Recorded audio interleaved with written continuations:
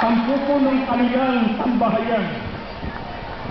Salamat po sa ating Panginoon Diyos sa pamamalagi ng kanilang magbisa at makapangyarihang pangangasiwa sa Iglesia sa buong daigdig.